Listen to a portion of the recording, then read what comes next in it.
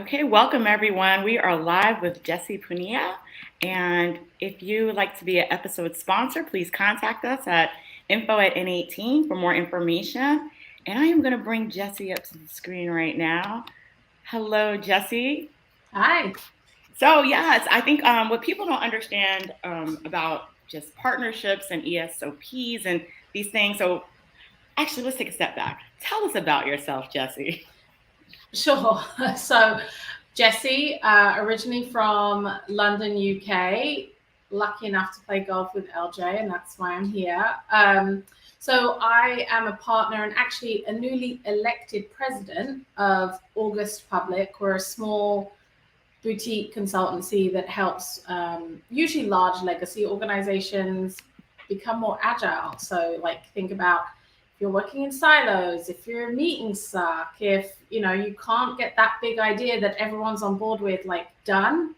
That's the stuff we help with and kind of help our clients with. And how did you get into that line of work? It's a good question. I started working in kind of change management and realized that the kind of type of change management that we were helping our clients with was this is like one-time event, as if change just happened and then it stopped.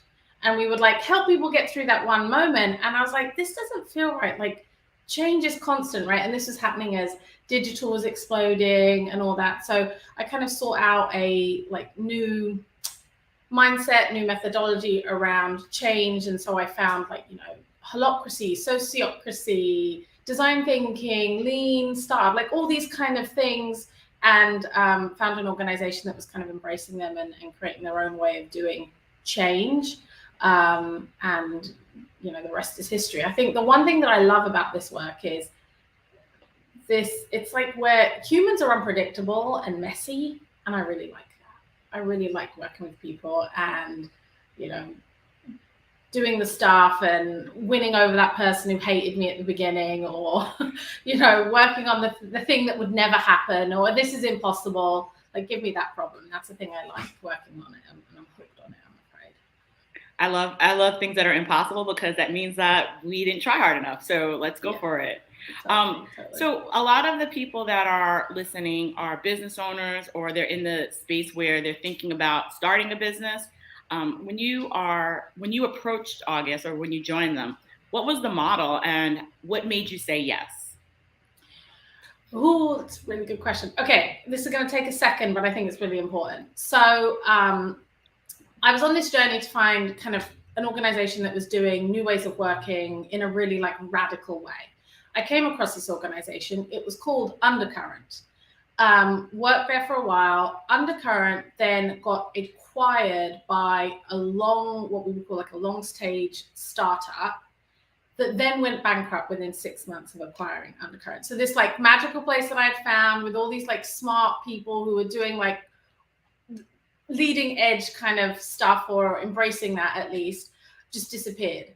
And so 5 people from Undercurrent decided to start August. And I think with all of that background in mind, they just were really and these are a bunch of org designers, right? So they really designed August in a way that essentially that couldn't happen. So the original model was that 50% of the organization was going to be owned by founders. So those 5 founders.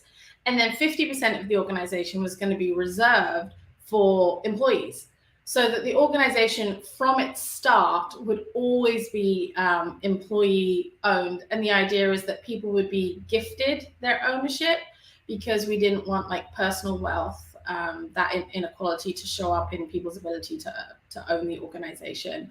And we wanted it to always be owned by employees. So people like signed contracts that essentially when they left, the organization had the right to buy those shares back. And the reason I said yes, to answer the second part of your question, was I remember, so I was employee number 1 because like I'd always been doing this work, and they were like, Jessie, you should join. Like, since all of this has happened, you're still clearly laser focused on this kind of purpose that we have. And the reason I said yes was I was like, what about bonuses? How does that work? Like when we're negotiating salaries and stuff. And they were like, well, everyone's an owner. So everyone will just take their piece of the pie that way. And I don't know, it was just such a small sentence, and it just really mattered to me, and it just felt different. And I was really excited about joining somewhere that was just like doing all this stuff from the beginning. So if you were to go back to the beginning, what is the structure of the organization? Is it an LLC? Is it a corporation? Is it? We are C Corp. And,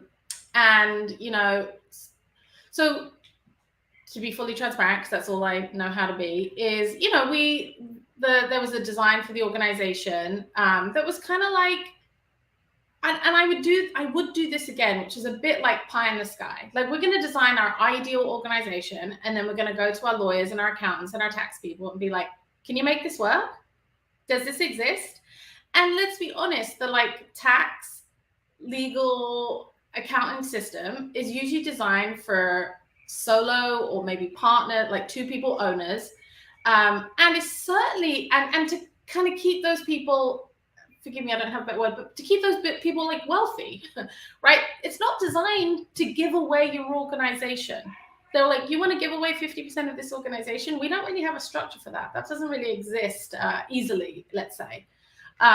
So our structure right now, we've kind of had 2 iterations. I would say we're about to embark on the 3rd iteration, which is, our tax folks especially are really like, you shouldn't be a C Corp. That isn't the right structure for you. And so, if anyone on this call has any advice or changing, so we're looking like we will probably change in the next year to 18 months our corporate status.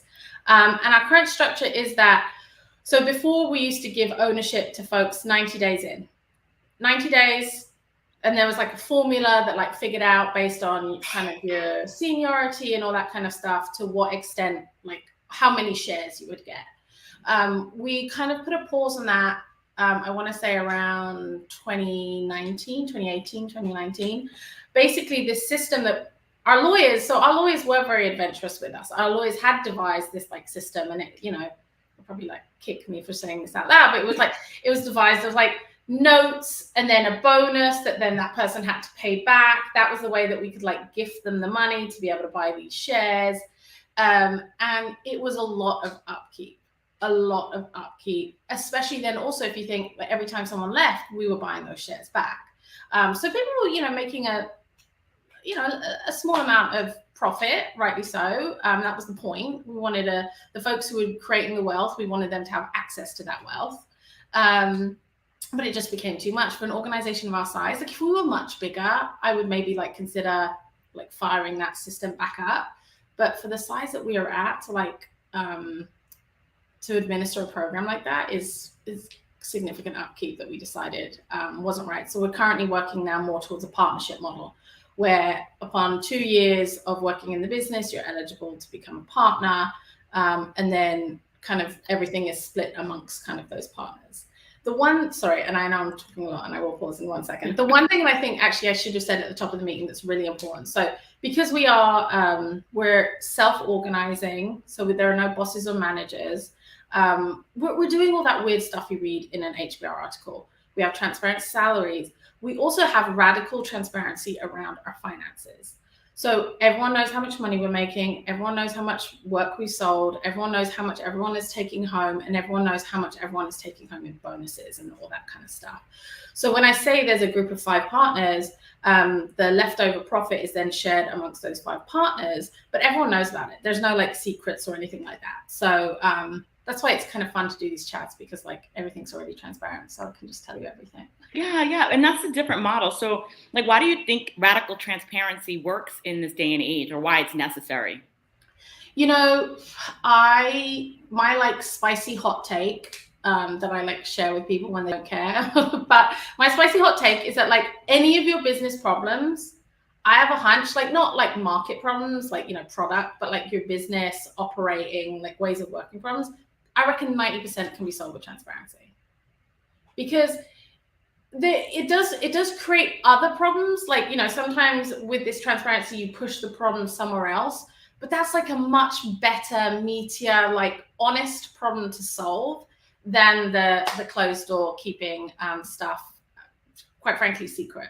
So I think the way that it works for us at August, and if folks who are listening to this are like new business owners or thinking of starting a business, my one, like, if you take one piece of advice from this, I think my one thing would be to like start from the beginning. You can't like turn that transparency on later on, or you can, forgive me, but it's a lot harder. There's a lot more change management. There's a lot more emotions involved. If you are out in the world and everyone already knows your salaries are transparent, everyone already knows the business operations are transparent, that for us has been like a great way to operate the business and been a really great recruiting tool. People are excited by that. People want that. People are like, wow, my last place really sucked. These people are doing stuff differently.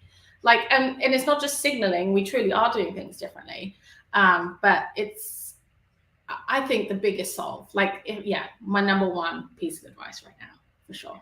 So one of the things that I don't know if everyone understands, there's a concept of employee stock ownership programs and plans. Yes. How does that differ from this partnership model that you were talking about, the administrative aspect of? Yeah, so ESOPs, I am not like, which is the ESOP, ESOP. I don't know. That's what I've heard people say. It is. Yeah, it is. Use it.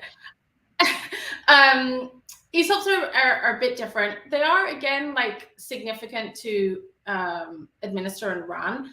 From what I understand, and I'm not the expert on this, so if you really are considering an ESOP, like there is lots of material out there. Like I've reviewed it. I don't know, it's, in like plain English, I would say.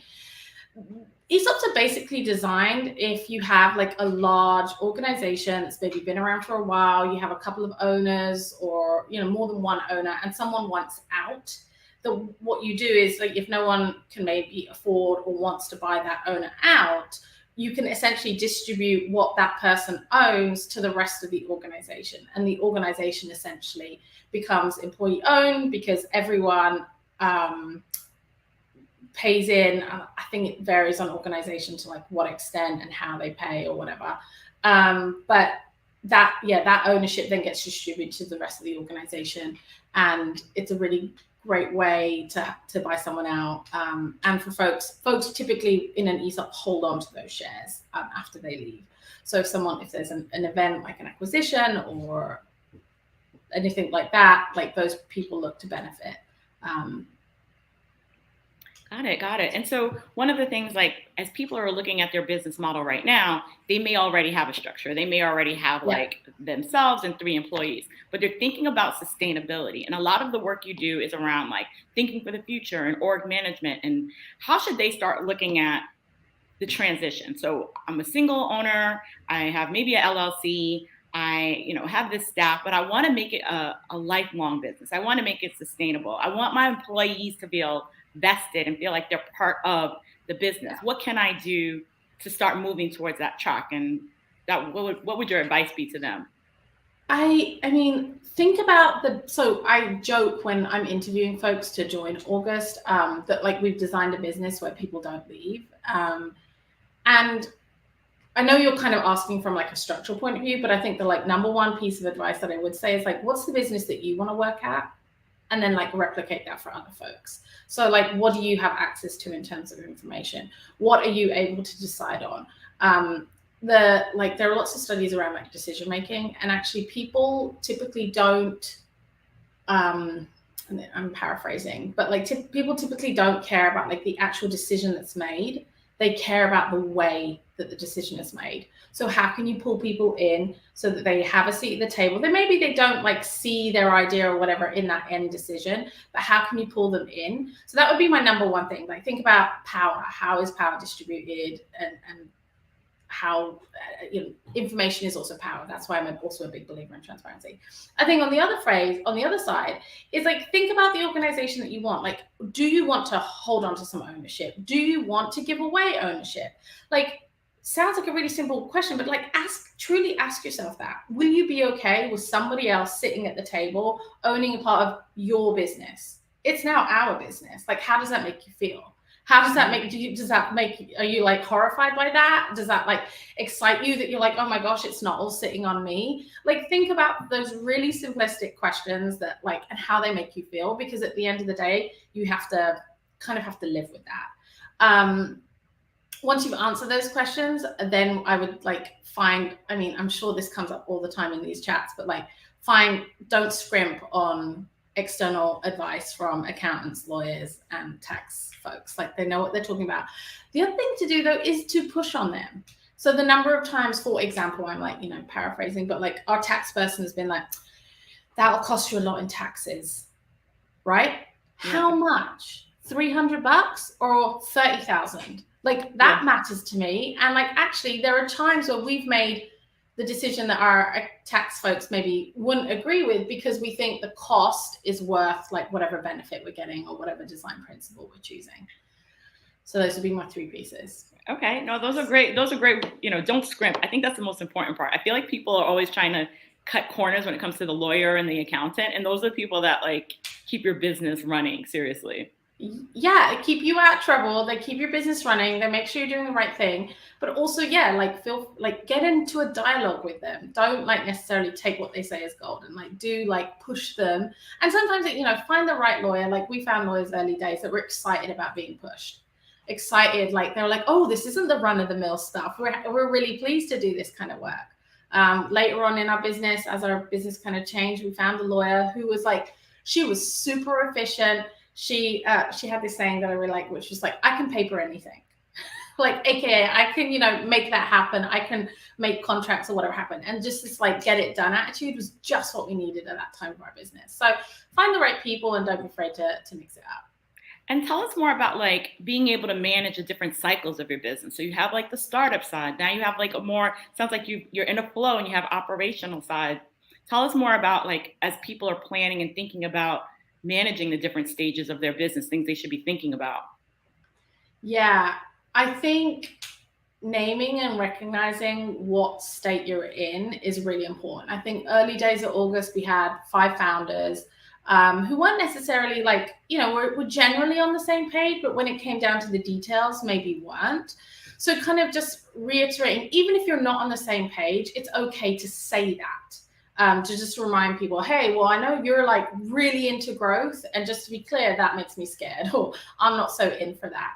So just really naming where you are all at, and then kind of using that language to be like, okay, we're in this next phase, or okay, as we, we've often used like referencing high school, junior high, all that kind of stuff. But really just like owning and naming and reflecting. So at August, we have a really strong practice around pausing and reflecting. So 3 times a year, we have a summit week. It's a moment where we don't do any client work. Clients don't pay for those weeks. And we take those as like internal retreats. And we use that as a moment to like pause and then reflect on the work that we've done and reflect on our business. And then what do we want to do going forward? So that's, I think, like really helped us to be able to be like, okay, so this is where we're at. And like we set the stage and we tell the story, and get on the same page as to like where we're at and where the business is going. So I want you to go deeper on that one, because a lot of business owners will say they don't have time to pause. They don't have time. It's just not efficient. They don't have time to pause client work. They have to do the day-to-day. So how have you made time to do that? And tell us more about the importance of it. Again, it comes back to business model. So in those early days when we were designing the business, this is kind of a practice that we had all had previously, but as part of new ways of working, agility, like we know that continual kind of iteration and continual improvement is like super important. So in designing the business, there were 4 weeks of work that we would not get paid for. So the 3 summit weeks, and then the week that's kind of in between all the holidays and the new year and all that kind of stuff. So we closed between basically Christmas and New Year. And that was just built in from day one. So it wasn't ever like, oh, we want to do this thing. Now we're like, oh, we're giving up this revenue. And, there's like a tricky conversation. It's just always been that way. And to your point around like pausing, I mean, this is like a client conversation I have regularly. Like, if you want to improve, if you want to get better, the first thing you need to do is actually take action before you feel ready. So but if you feel ready, so Amazon have this quote around like, if you make a decision with 100% of the information, you've waited too long. You should be making decisions when you have about 70% of the information. So taking action before you feel ready, doing something, and probably doing it poorly and learning from that. So you need to build in that moment to pause and learn from that stuff so you can then improve going forward. And I just like, all I can say is I promise you that the upside of pausing and reflecting, making it lightweight and making sure that everyone can participate will actually improve your business, because people know that they have a moment to bring that stuff up, to share like, hey, I've got a really great idea, or, you know, XYZ didn't go too well last time, let's improve it with ABC. Like if there's already a design moment for that to happen, it's just so much more efficient than trying to find the time. So tell me more about, well, there's a question, how do you recruit for EOB? But I don't know what EOB is. So put in the chat what EOB is. Yeah, help us out. Yeah, help us out with that one. But while we wait for that, design thinking, how do you apply design thinking to like strategic planning or operational planning? That's a good one. I mean, like my shorthand for design thinking, and people tell me in the comments, but like my shorthand is just like the user and the customer is at the center. And so one is like thinking about who is our end user, continually refining that, trying to keep them ever present in our work. And I would say sometimes when we make like, you know, not great calls, you can often look back and be like, oh, we weren't thinking about the customer or the client or the end user in that one. The other thing that really helps us with that is, again, like transparency. If I'm making something for you, LJ, like you tell me what you want and I can go away and I can go make it, and I'm working really hard and I go, ta-da, and you're like, well, actually, no, that isn't really what I was looking for, whatever. And so this, you know, we practice this with our clients. I make it in front of you. You're there, like the transparency of what I'm doing, and then you can dip in and be like, oh no, I don't quite like that, or can this be different, or whatever. So we're like co-creating as we go, and that's what's kind of how we make sure that we're creating something that like always meets the needs of that user. So that's more like the agile iterative model, where you're constantly like refining as you go along. Yes. Okay. But with the customer kind of at the center. Okay. And then we found the answer is employee-owned business. So the question is, how do you recruit for employee-owned businesses? That's a good question. I don't think we ever... So early days, that used to be like a filter. You know, is this someone that you want to be in business with? Is this someone that you want to have as your business partner?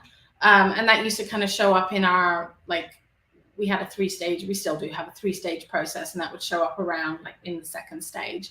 I don't think we really did anything differently. And I mean, maybe that was our mistake, because essentially we've moved away from this like ownership for all to like, okay, you have to be here for a little bit before we give you ownership, you know? So I think we probably could have been a bit tighter there. But I do think that like this kind of transparent, self-organizing type of organization naturally attracts folks who are engaged and excited to be employee owners. Yeah, I don't feel like I have a good answer, but I can tell you where we got it wrong. Okay. And that's helpful, because then you can look at it from that perspective and say, maybe it's a different approach. But then another thing you mentioned was that the work you do at August is around helping large, complex organizations.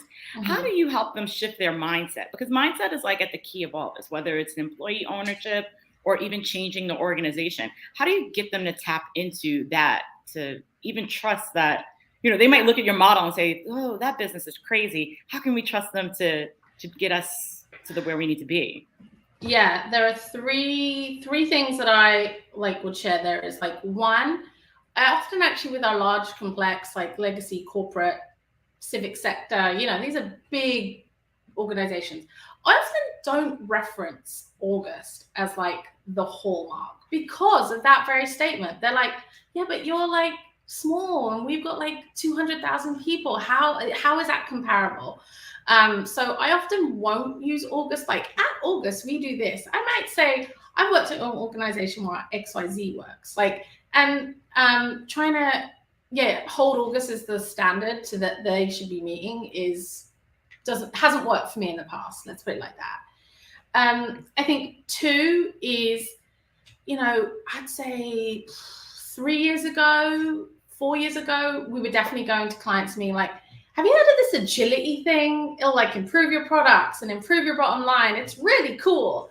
Whereas now they're like, hey, I've heard of this agility thing, but I don't know how to do it. So I think we've crossed the Rubicon a little bit in terms of mindset. Like they're already there. A lot of our best clients, they just don't know like the actual actions that they need to take, which kind of brings me to my third point, which is there's this great quote that I should know the name of the person who shared it, but I'll follow up with that, which is like, you can think yourself into a new way of acting or act yourself into a new way of thinking. And a lot of the times we do the second piece. So we say, okay, I'm not here to get in a debate with you and convince you that this is the best thing. Let's try something. It'll be super easy and lightweight. And we've got what we call practices, these August practices that we bring to our clients. We're like, let's try this practice in one meeting tomorrow. And then we'll reflect and see, like, did it make the meeting better? Did it drive different outcomes? Did it change people's behavior? And then once we've had that follow-up conversation, we kind of start to slowly gain mind share and kind of move the needle that way. Okay. And then one other thing you just mentioned was like great clients. So when August was first starting, you might have taken one type of client versus another. Talk about the art of identifying your ideal client. So for people that are listening, because each owner may have a different perspective of who the target client is. How did you come to agreement on who the ideal client is? Yeah, I mean, early days, we definitely talked about like pushing on open doors. So the clients that required us to like convince them and jump through all these hoops, like, you know, in that sales process, in that courting period, those vibes that you're getting, they're real. Like, acknowledge those. Like, if you're sensing something, there's probably something behind that. Like, if they're essentially, like, I don't mean this the way it sounds, but if they're misbehaving in that process, that's probably how they're going to show up later on. And we also talked about like this idea of firing clients. I don't think we've ever fired a client, but I do think like giving yourself permission to be like, you know what, this isn't working. This isn't gonna, you know, we're not gonna necessarily push to continue this relationship. And again, I don't think we've ever really got to that spot. I don't recall in our short history, but just even giving yourself that permission, using that language is really important. And everyone on the team knows that like we also have a code of conduct for us and that we expect our clients to abide by. It's the same code of conduct, but just to make things clear, like for example, at August, like equity is one of our values, as is joy. And we expect to bring that to our work, and we expect our clients to make space for that also. Okay. And then even like creating a safe space, you said weird and wonderful ideas. How do those come to the top of the pile? I think at August, we have like a really high tolerance for kind of sharing those ideas. I talk to my clients a lot around like, you know, good ideas come from bad ideas and good ideas come from half-baked ideas. So this idea of like psychological safety and feeling safe to be able to share anything and everything. I mean, not everything, but you know what I mean? Whatever is relevant at work.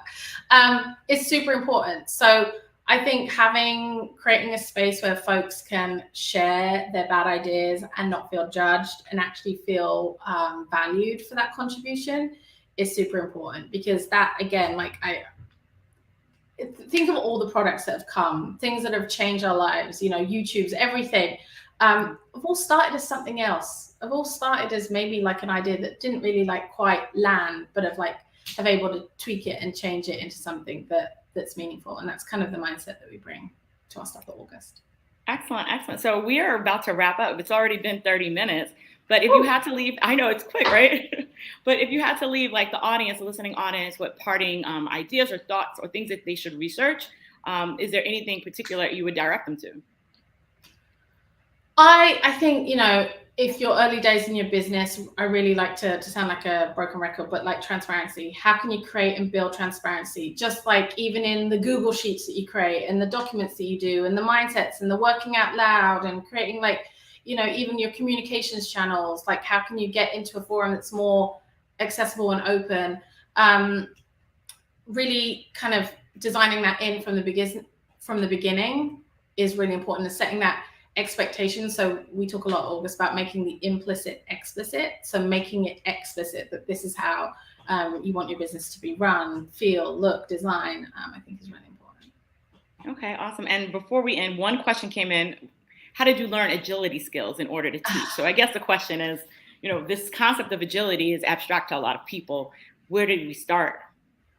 Yeah, I think it certainly started kind of, getting it wrong, really like feeling my intuition out and like being on clients to the point I was making at the top of the call around feeling like this is just a one and done kind of change moment. And then figuring out, okay, this is what agility looks and feels like. And then what are the like hallmarks? What are the small moments that matter that are making a big difference? And then codifying those into these kind of August practices, but really learning on the job. So, there's that like 70-20-10 model around learning. So 10% happens in the classroom, 20% happens through peer-to-peer relationships. And then that 70% happens on the job, like in practice. And I would say like, that's where my biggest learnings and my biggest bruises have come from, but definitely where I've kind of honed the skill around agility and iteration. Okay, awesome. Well, thank you for joining us, Jessie. And that concludes our episode of Any Given Monday. Thank you for having me, LJ.